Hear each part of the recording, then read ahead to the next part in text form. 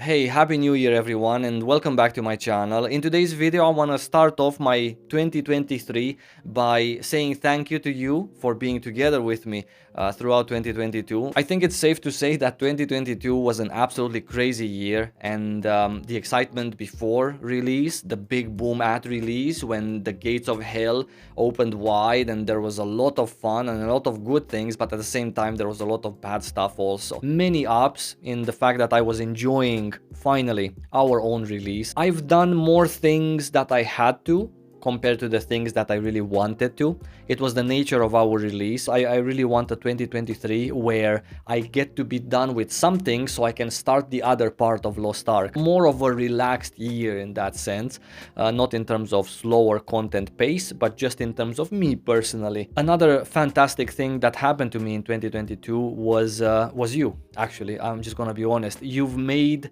the last part of my year since I started streaming on Twitch so much better than it could have been. Most of the people that hang out with me while I'm streaming are so funny and smart, and it's just such a good time. We also play together very often, and most of the times it's a jail run. Absolutely not because of me, it's actually my viewers. Don't show me crying emotes. Don't show me crying emotes. This is a next level Baltor. This is a next level Baltor. You're gonna see in a moment why. You're gonna see in a moment why. Okay, maybe I fucked up. I thought it's a permanent event. Oh. Shit. That's literally an impossibility. Like, what did I die to even? Okay, it's on me. Are we gonna all die here? Genuinely, thank you so much for coming to hang out on Twitch. I'm hoping that in 2023 I will be able to keep up the same pace of maybe 2, 3, 4 days of streaming every week. And by the way, can I also say a gigantic shout out and a gigantic thank you to all of you who are watching me here on YouTube, my videos. Most of you have been here with me for years already. So I'm really grateful to you, and I thank you so much for following me here. And speaking about our release and factors combined, we did have our share of problems, many of them expected with a new release. At the beginning there was the queues, and afterwards there was the party matching issues, but then later on came more problems such as the bots, which are still a problem today. We have the RMT, then we have the cosmetic change controversy, not only the skins but also for example the Shadow Hunter demon form. Our brothers from EU West are still in our prayers, by the way. PvP has been completely forgotten about. Support issues, gatekeeping issues, and the most recent one, which is the disconnects that are happening. This one actually affected me personally because after we finished the Vicas Inferno, normally we wanted to do Deathless, but it was just so many disconnects that I just couldn't be bothered to go through all of that just to get it done. If I would find a genie and he would grant me one problem fix for Lost Ark in 2023, or the first problem to be fixed this year, it would be a very hard choice for me to pick one.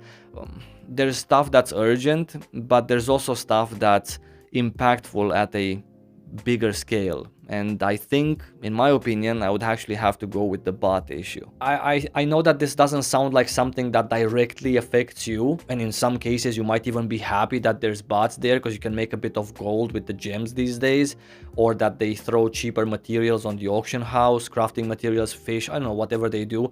Might be true, but at the same time bots are there to generate gold. Now this gold is being sold to someone, and if there's so many bots, you can imagine how much gold is being purchased by Billy, by Andy. And if Andy and Billy purchase this RMT gold 3 times cheaper than the in-game version of the pay to win, which is the currency conversion, then Andy and Billy have 3 times more.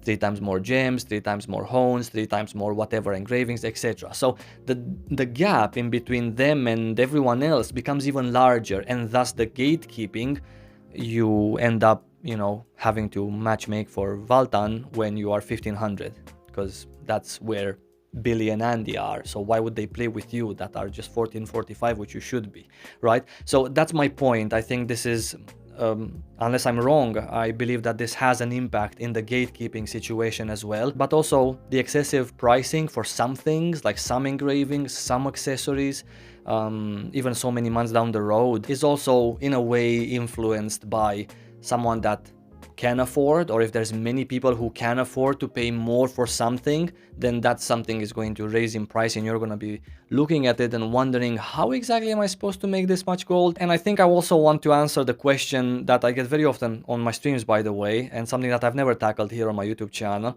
and that is, am I burned out of Lost Ark? Absolutely not. I'm thrilled to launch Lost Ark on a daily basis. The game itself, even thinking about playing my destroyer right now, gets me a little bit, excited to just go ahead and do it. But I am disappointed and disheartened at the ratio in between hard work and reward. I don't know why, but it feels that for 10 hours a day, every day since February, I should be in a better spot.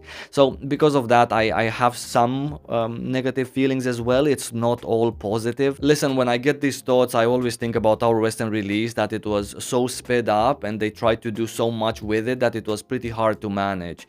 And it was left at times, or some parts of it were left unmanaged.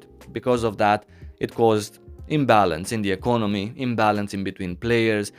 So it's really right now a murky water comparing yourself to other people or thinking that you should be there because that's normal. And that generally tends to make me feel a little bit better, that it was not my lack of hard work, but instead many other factors combined. But other than that, being burned out to play it? No, absolutely not.